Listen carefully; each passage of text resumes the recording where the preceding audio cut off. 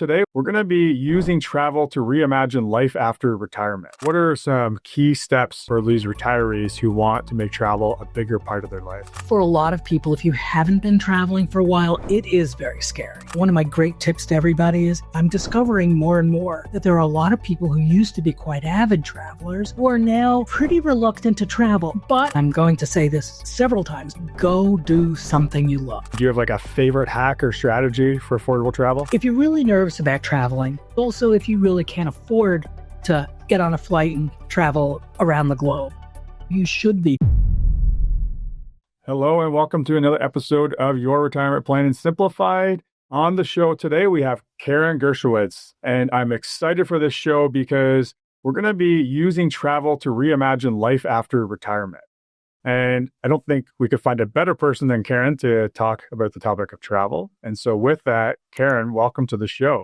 Thank you for having me. I'm glad to be here. Oh, it's my pleasure. And before we jump into thinking about how people can reimagine life after retirement with travel, can you just tell our listeners a little bit about who you are and maybe why you're qualified to speak on the topic of travel? I can certainly do that. Well, we'll start out by saying I am a travel fanatic.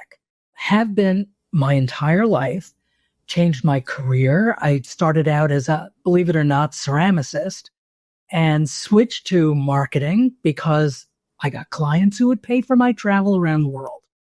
But once I retired, which was in 2019, it became my full-time profession. Now, admittedly, retiring in 2019 was a bad time to retire if you want to travel. December of 2019. But nevertheless, I managed to travel in the US and take road trips. And at that point, I connected with a couple of publications and I became a travel writer for them. I also have written 2 travel books and I am writing a third one, which is probably will get published in 2026, which is exactly about this topic, which is it's one of the people in my writing group described it as a how to and why to travel as a senior. And it's really not just for seniors, it's for anybody who's reluctant to travel. And I'm discovering more and more that there are a lot of people who used to be quite avid travelers who are now pretty reluctant to travel, either because they've lost a travel companion, they're worried about money, they are worried about the political situation, they're having some mobility issues. And so this is a book that's to practical advice and also a lot of really fun stories about both my own stories and about 20 other people who are in that same situation and are now traveling. So I have a lot to talk about. That's perfect. So we'll have you get back in touch with us when that next book is coming out so we can make sure our listeners know, because that is exactly what we're going to talk about today. So why don't you tell us a little bit about what sparked your love for travel, and then how is that, you talked a little bit about it already, but maybe a little more detail on how that evolved over time.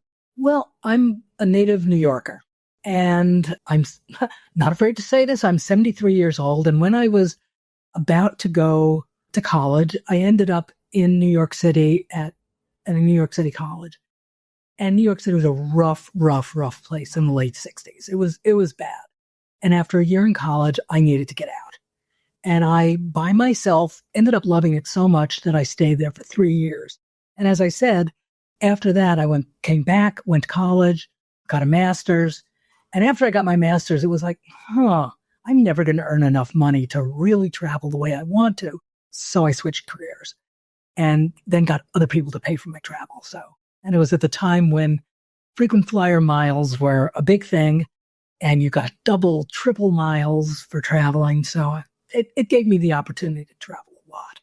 Very cool. So once you retired, as you put it, I mean, I think you're kind of working now again, but doing what you love, which is great. So what surprised you most about becoming a full-time traveler after stepping away from work? Well, part of it is that when I was working, I owned my own company, what I started in the 90s. And so I was able to take weekends when I was traveling, but it was hard to get a really big chunk of time together. And now if I want to take off, I take off. And if I see a good deal, I can go whenever I want and I don't have to schedule clients around it. And I can travel as budget-mindedly or as luxuriously as I choose. I can go by myself. There are no boundaries is really what the bottom line is. Whatever I want to do, I can do at this point. Given, and I'm going to say this several times during this, I have serious back issues. And so I have mobility issues because of my back. And so that has made things different. I don't travel the way I used to. When I was younger, I climbed Kilimanjaro. I climbed Mount Fuji. I couldn't do that now. It's not even a possibility. But that doesn't mean that I still can't do adventurous travel and exciting travel. It just means I have to do it somewhat differently. And I think that's an important message for a lot of people, that travel, even if you can't do it the way you did it in your 20s, 30s, even 40s, doesn't mean stay home. It just means think about how you can do it and be comfortable doing it. Yeah, such an important point. Could you talk a little bit more about how have you adapted to still be able to enjoy it, knowing that you have those mobility issues? Sure. Getting through airports is very difficult. It just is. I mean, I came home yesterday from a trip, and I had to come through JetBlue terminal in Kennedy Airport. If I say it's about 3/4 of a mile to get to where you need to get a taxi or a ride share, that's not an exaggeration, because Kennedy Airport is under a huge amount of construction. Right. And so I take a wheelchair, and I used to feel very guilty about it. I got rid of the guilt. That's just silly. If you need one, take one. I could not have done that. When I used to go to Airbnbs. I never know what the beds are going to be like, and I need to have a decent bed or I'm in agony. So I go to hotels. You start thinking about what's going to bother me. If I get tired, I'll sit in a cafe and just people watch. That's one of the great things in life. You don't have to be up and running and moving and going all the time. You set the pace to what's comfortable for you, as opposed to what you think is the right thing to do or what people have told you should be doing. And that makes a very big difference. Yeah, I think that's a lot of really good points there. And I think just that idea of getting into retirement, like you said, you can really have a lot more flexibility. So maybe when you were working, if you went to Europe, you're trying to hit every single site in 5 days so you can get back to work after your 1 week of vacation, right? So, you have that flexibility to just slow down, and you don't have to rush through everything and just work at your own pace. There's another point to it, which is you don't have to go when everyone else is traveling and things are crowded. You go in the shoulder seasons. You go midweek. You spend the weekends hanging out at a cafe, and you go to the attractions during the weekend, during the middle of the week, as opposed to when the crowds are there. And there's nothing wrong with finding a beautiful park and sitting in it and just people watching. That's a great way to spend a day. Yeah, and there's some nice places around the world where you can just hang out for a day. There's no doubt about it. Absolutely. Absolutely. So thinking about travel and retirement, how can travel enrich someone's sense of purpose or identity after leaving a long career?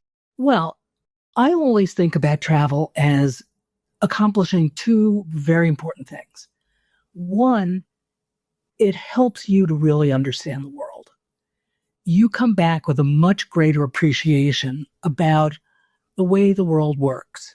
And I think you don't ever get that by staying at home. And the other thing is that, particularly if you're traveling overseas, but not even necessarily, I get into conversations with people everywhere I go.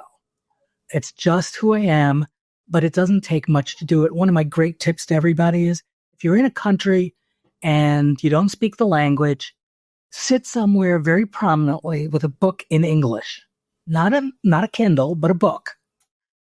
And people will see it and they'll want to come over and chat. A lot of people, particularly if you go to a college campus, they want to practice English.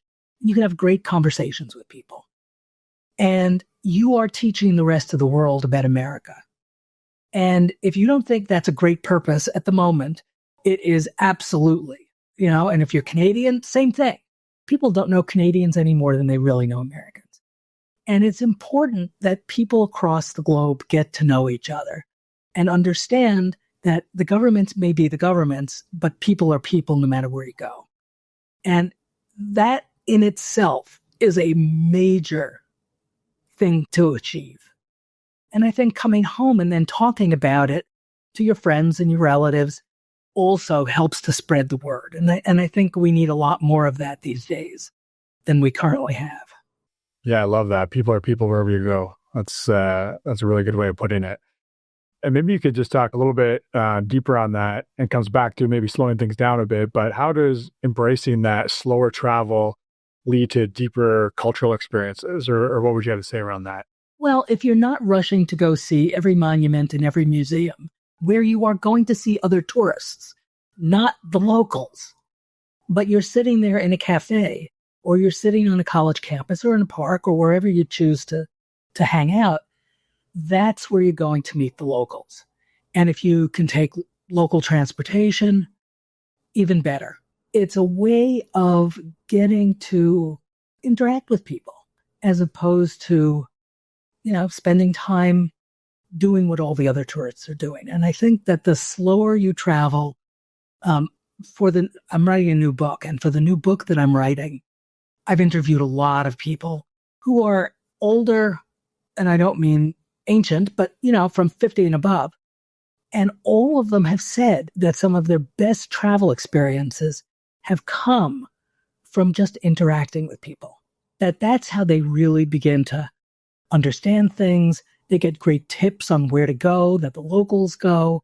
They get a real understanding of, you must eat this, you have to go see that. And they're not necessarily the things that are in the guidebooks. And that's important. So I think, one of the things a lot of people get hung up on is that travel is way too expensive for me. So what would you say to retirees who feel travel's too expensive, or maybe just they feel like, I'm retired and travel is kind of an overwhelming thing that I don't feel like tackling? What are your thoughts on both of those? Well, those are two very different issues.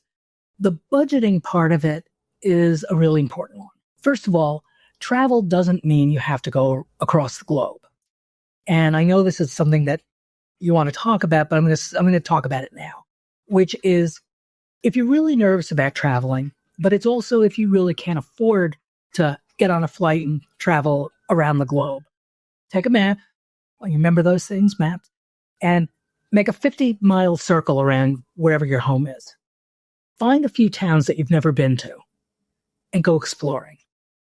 You will be surprised at the things you can find. I did that during COVID when I couldn't get on an airplane. I couldn't go anywhere else. And I was discovering things, and I'm a native New Yorker. I have lived here my whole life pretty much. And I was discovering places I'd never heard of, never seen, and they were fabulous. And you know what? They're not terribly expensive. And you can go for a day. And if you want to go further, do 100 miles on a map. And so that's both how to get yourself into it, but it's also a way of making it less expensive. And of course, there's the things that everybody always says, which is travel off season. I always go on and I never book the first thing I see. Never, ever, ever. I will go back and check a few times. Airline flights change all the time in terms of their pricing. You can set up alerts to tell you when prices have gone down to specific places, and that will help. You can book hotels, make sure that they are refundable and that you can cancel them. And then check again 2 weeks before, a week before, and you may find a better deal. And again, you don't need to stay at 5-star hotels. You need somewhere that's clean, that's safe, that's in a decent location, and that's it. That's all you need. The luxurious part of it is going to come from the experiences, not from the hotel. And so if you spend your money on the things that really count, it's not that expensive. You don't have to go on tours. If you go to London, the best tours in the city, without question, are free walking tours. You tip the guide a little bit, and there are walking tours everywhere in London. And that's true in a lot of parts of the world. There's also places that will set you up to eat with locals or have locals as guides, and you don't have to pay them very much. And so there's a lot of things you can do that are inexpensive once you get to a place that don't require big cash outlays. Awesome. So I think you pretty much hit this question, but do you have like a favorite hack or strategy for affordable travel? Oh, yeah. It's what I just said, which is book the things on a refundable basis and then rebook when you find something cheaper. I do that for car rentals. I do that for hotels. I do that for, you can't do it for tours. You can't do it for airlines. But apart from that, you can do it for everything. Yeah, that's a great idea. And do you find often, and I would imagine that this would be even more so in off season, but do you find that, if you're booking within a couple of weeks that you do see things drop down a lot? Sometimes you don't know. It depends on the location, but very often they do. I'm going to Taiwan in a couple of weeks, and I just rebooked the hotel because I came to a place, I found a similar hotel that turns out to be like a 5-star hotel that was cheaper than the 4-star hotel I was in. There you go. Perfect. So if nothing else, that's a big takeaway for today. I love that. All right. Can you share maybe your favorite or most surprising story from your travels? So what's one story that's really stuck with you? Yeah, I have one that truly did stick with me, and this actually happened a while ago. I was in the wilds of Indonesia, and that is the only way to describe it. And I was on a tour. I'm looking around, and I see a Kentucky Fried Chicken, and I go, oh God, it's arrived in the middle of nowhere. This is not good. And the guide said to me, no, you don't understand. For us, that's a fancy foreign restaurant. And I thought about it and I went, he's absolutely right. It's bright and it's clean and the food is nothing like anything they eat in Indonesia. So if you're going out on a date, that's where you want to take someone because it is a fancy foreign restaurant. And it made me think, boy, you really have to adjust your perspective and understand things from the perspective of the locals, not from my perspective, from their perspective. And it has stayed with me my entire life because I thought it was a real eye opener. Yeah, I guess so. Who would have ever imagined?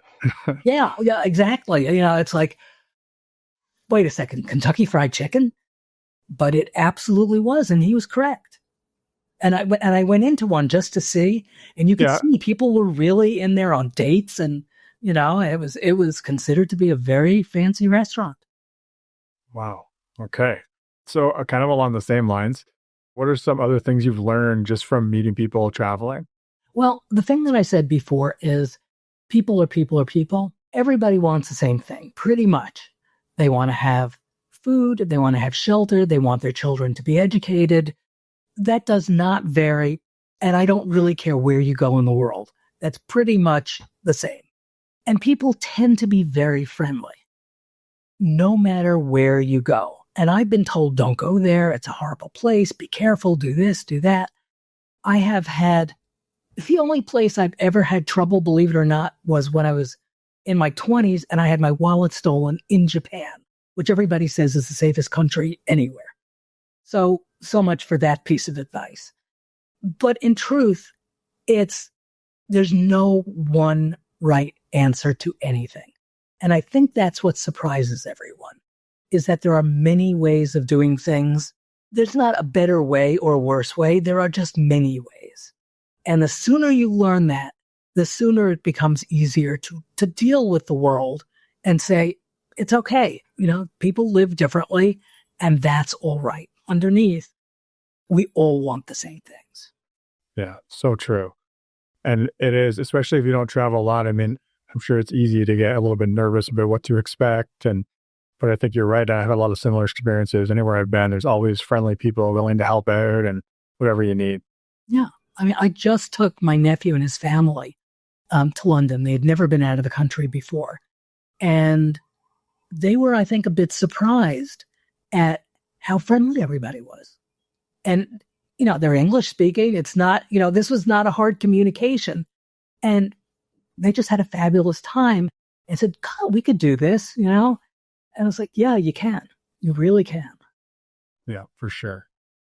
Now, how would you say, so I know a lot of people listening, they're busy with their career and their kids or maybe their business or whatever it is. And, maybe they had ideas of things they wanted to do when they were younger that kind of got put on hold. So what would you say to those people, or how could they how could travel help those people rediscover parts of themselves that maybe they set aside during their working years? One of the ways that I always tell people pick a destination is not based on what everybody tells you or what's most popular. Pick something you absolutely love. And it doesn't matter whether it's food or sports or travel or history, irrelevant. But pick the thing you love the most and plan a trip around that. And if you plan a trip around something that you truly love, you're going to be surrounded by people who are interested in the same things, and you're going to get to meet people. And you're going to reconnect with whatever your passion was. If it's music, go to concerts. If it's history, take walking tours, go to, historical sites. Whatever it is, sports. I had a friend who made a whole trip to go see sports that he had no idea of how they really were played in different countries, and was watching rugby and was watching, all kinds of things, cricket in India. And he learned a lot. He got fascinated by it and has made many more trips to other places just to go see sports played that were unusual for him. So it's pick something you just love. Yeah. Oh, I love that advice. And base your travel on that.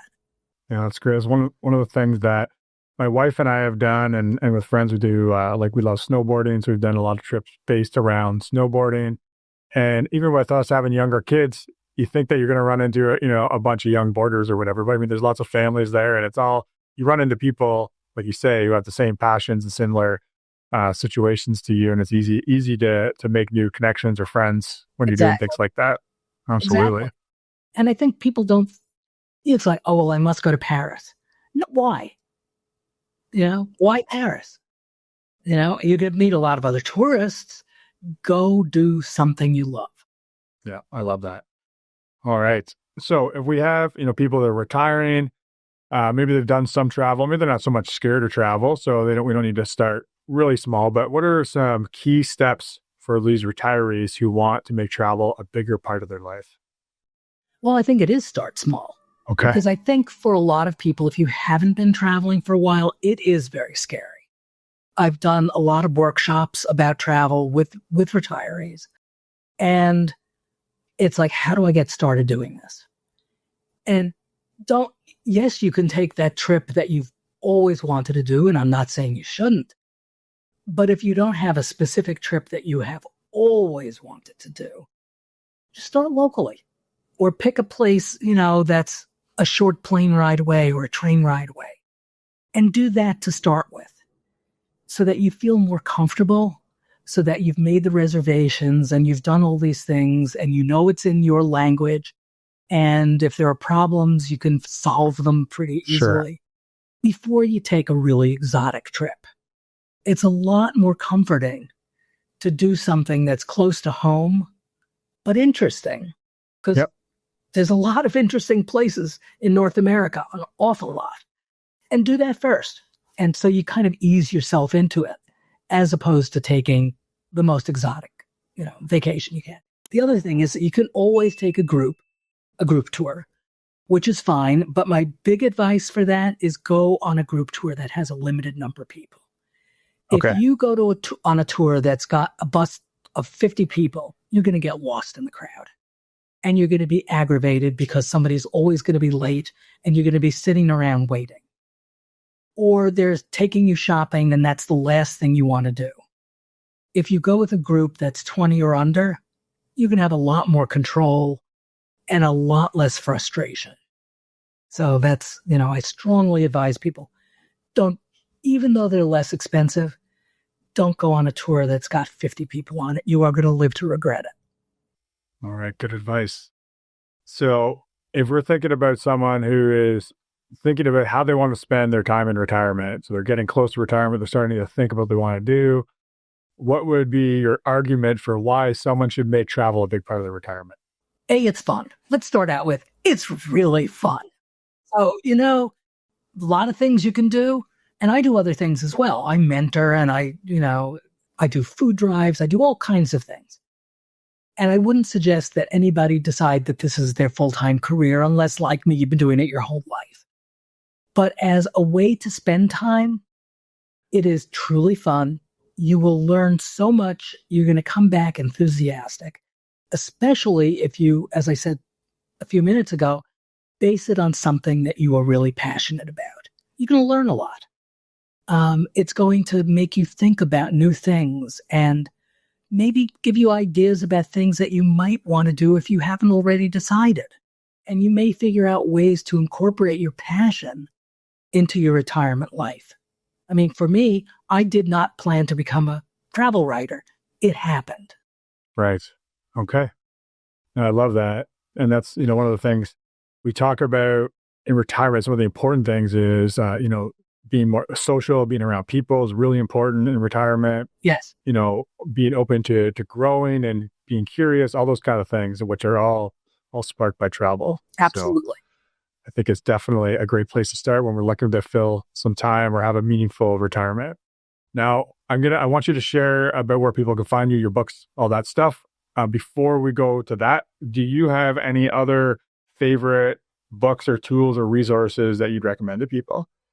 Well, I do, particularly for women. One of the organizations that I write for is called Journeywoman, and it is an organization for women 50 and over who travel solo, but it doesn't really matter whether you travel solo.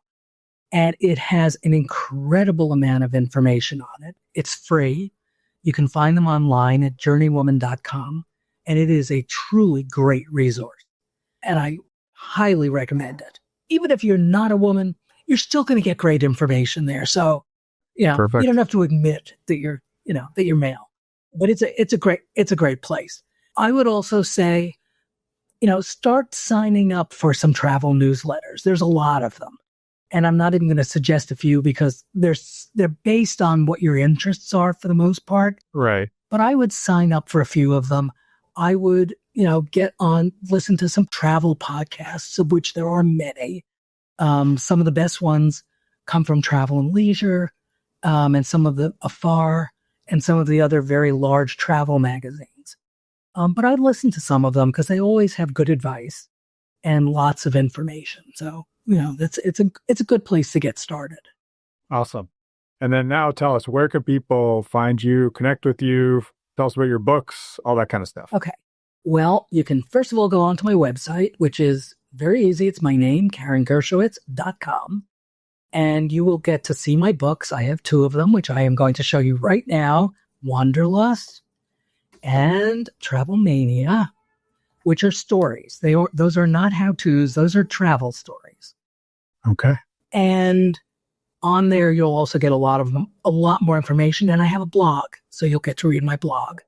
You can find me at Karen Gershowitz Author on Facebook. You can also find me on LinkedIn, and I'm on Instagram, and it's my name. So easy enough. Just follow my name. I'm everywhere. Perfect. So we'll make sure. So to all our listeners, retirementplanningsimplified.ca. Click on the blog tab, and you'll find the show notes, which will include all the resources, links to the books, the website, and the other resources that Karen mentioned. So Karen, any last thoughts for our listeners or anything else you want to share before we sign off today? Just get it out there and go see the world. It's the most fun you can have. And I've taken any number of people by the hand and taken them places or given them advice, and no one has regretted it. Awesome. I love that. So Karen, thanks for sharing your insights and stories today. To our listeners, check out Karen's books on her website, and start reading some newsletters and get out there and explore. Thanks, Karen. It's been a pleasure. Thank you for having me.